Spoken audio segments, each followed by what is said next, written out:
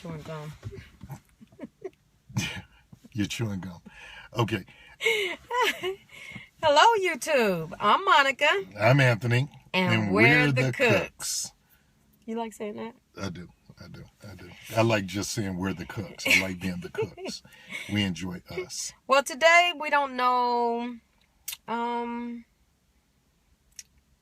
Well, we're going to talk about balance.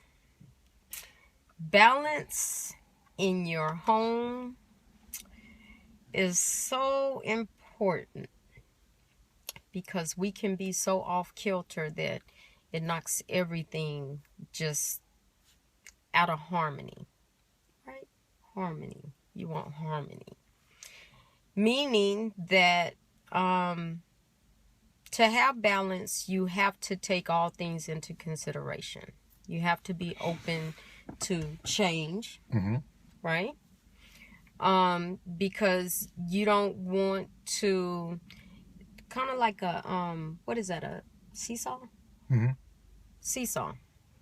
Sometimes, and I'm gonna have to use church as an example, because you know me and the mister here, we're pastors, and a lot of times when you get involved in ministry, you can be so passionate about ministry. You know, because you love people, you want to serve people, you want to serve God, you want to fulfill your purpose. I remember when he was in Korea, I used to be able to fast and just pray and stay up all night with God and fast as long as I wanted to. How many of you know that when he came back in town, a whole bunch of stuff changed? And you know what the Lord told me? That he is my ministry. So therefore, I was going to have my time with God, but it was going to be different because he is my first ministry. And when I say first ministry, I'm not putting God second. He's always first. But in the physical, he is my first ministry. So when we're involved in ministry and church and even in our homes, we can be so out of balance that we put our kids before our spouses. We put ministry before our spouses. And that's not how God designed it. Correct? Correct. Okay. I just want to make sure. I'm just being quiet because this is one of those kind of topics that... Here's the thing. When we're making love, I'm not doing ministry at the church. He needs his wife, not the pastor at the church. And you might say, well, you can't separate them. Yes, you can. Yes, you can. We've seen, and I don't want to cut you off, but we've seen couples that are so focused on ministry, so dead set and so locked into ministry that they forget about home. They neglect home. They neglect their spouses. There's so many pastors out there that have had so many problems in their marriages because... You don't want this one. Yeah. You gonna keep it? I'm gonna keep it. Okay. There are so many pastors out there that have gotten so focused in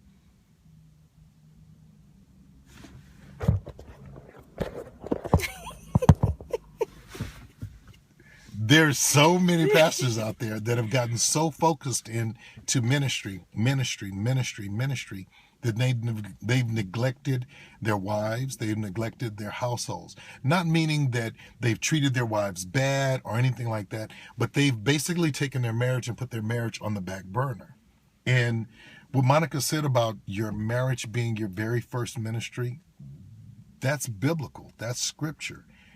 Your spouse is one. 1 + 1 = 1. They are the other half of you. They're the other part of you. And if they're the other half of you, the other part of you, you cannot neglect them. And, see it like this. If I'm sitting up here talking to my husband and he's telling me something, how he's feeling or he had a bad day, there's a time when he just needs me to see what he's going through on, I'm just going to use this, on a human level. Meaning, sometimes people need to be able to talk to you and it's not, well, God says this and God says that. Sometimes, and I'm not, please don't think that I'm saying the word of God is not important, because I know it's important. But sometimes you got to be able to step out of being a pastor or being a servant in ministry, and you got to say, okay, I know how you feeling.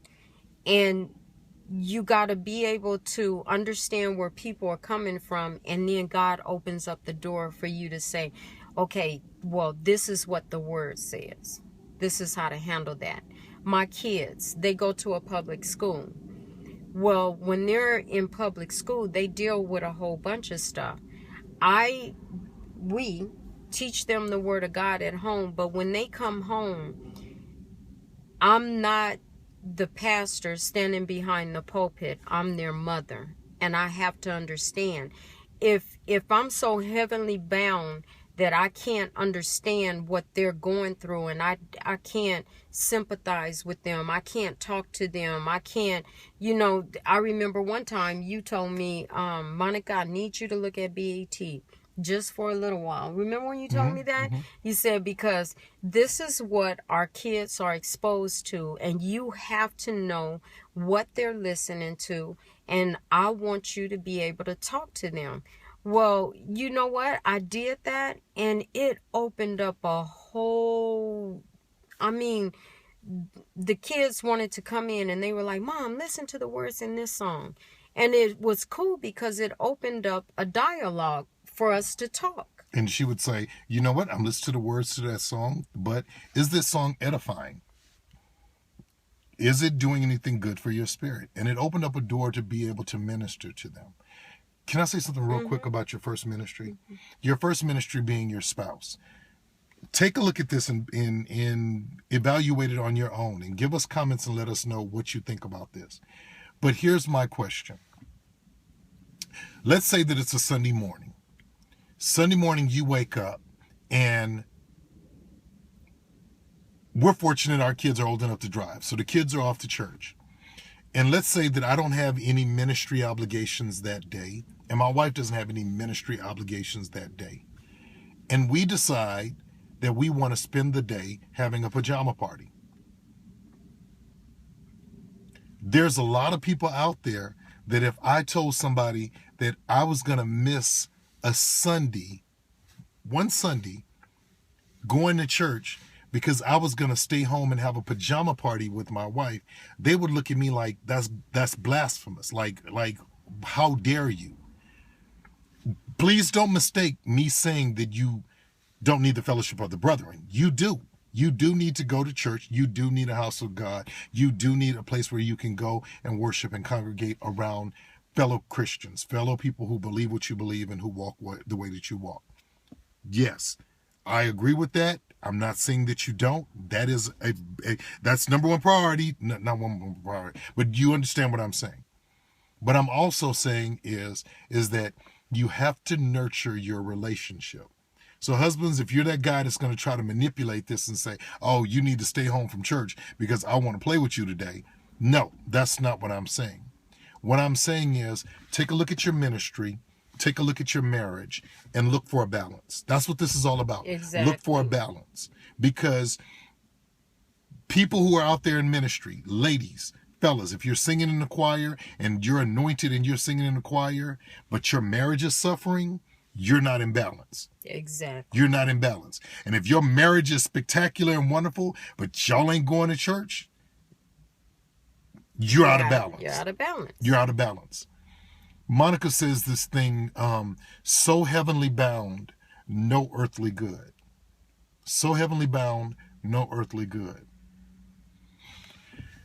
We're not meant to be of this world, but you have to realize the fact that you are in this world. And you can't go around with blinders on and say, I'm locking out everything, and all I'm going to do is it's just going to be me and Jesus and nothing else. That's a wonderful thing, and you'll have that one day when you get to heaven. But while you're on earth, it can't be just you and Jesus. You have to have a balance. God has given you what they call and what people describe all the time as a better half. You have to take a look at your marriage and say, you know what? I need to also focus on my spouse. Exactly. I need to focus on my marriage. I need to focus on, because you're a lot of times the only Bible that people are going to read. You are. Yeah. And here's the thing. If, like you said earlier, if you're spending all your time at church, but your family is suffering, how does that represent God? How does it represent him? What does that say about your relationship with him? Because this whole thing about being saved is about a relationship. Your relationship with God has to be in balance. It has to be in balance. Otherwise, so many things, like I said, it'll all just be out of harmony. And God is not a God of confusion. So it just has to be in balance. You have to be able to be real. Be real. Be real. I get angry sometimes. Mm-hmm. I get upset sometimes. I'm frustrated sometimes. And a lot of people, you walk around with a smile and on the inside, you're dying. That's another reason why we wanted to do these videos, is because there's so many marriages that are walking around and they're dying. Yeah.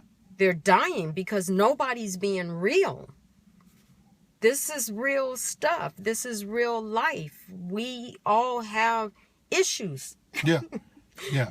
We all have issues, and the thing about it is, when you get a good thing, sometimes, you can just go so far right that you're really so far left. Yeah. And we'll probably take some criticism from this. We might get some conflict. We might get some, but hopefully we'll get some comments, because this is an open forum. And if you want to tell us that we're wrong, tell us that we're wrong. Go for it. But I'm going to tell you like this. I had a conversation with, during the Christmas break, my daughter was in the military. She came home and her boyfriend came to visit with her. And I met him, and we already knew him. And he and I got to talking. And Sunday morning, he said, what time is church? I told him what time church was. And he said, okay, well, maybe we'll be back in time. I said, in time for what? He said, no, it's no big deal. I said, no, what? He said, it's no big deal. I said, what? He said, my football team is playing today. And I said, oh, okay. Well, he said, so I wanted the whole family to go to Buffalo Wild Wings and have some wings and watch the game. And I said, oh, okay. He said, but don't worry about it. I'd rather go to church. I said, okay. I said, who are they playing? He said, well, it's the very last game of the season, and they're playing against, and I don't know who they were playing, but he said it's the very last game of the season. So when I talked to him, he was stuck in a quandary between whether or not, because I know what he really wanted.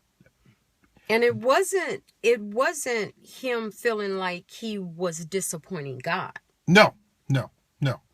It was us. It was us.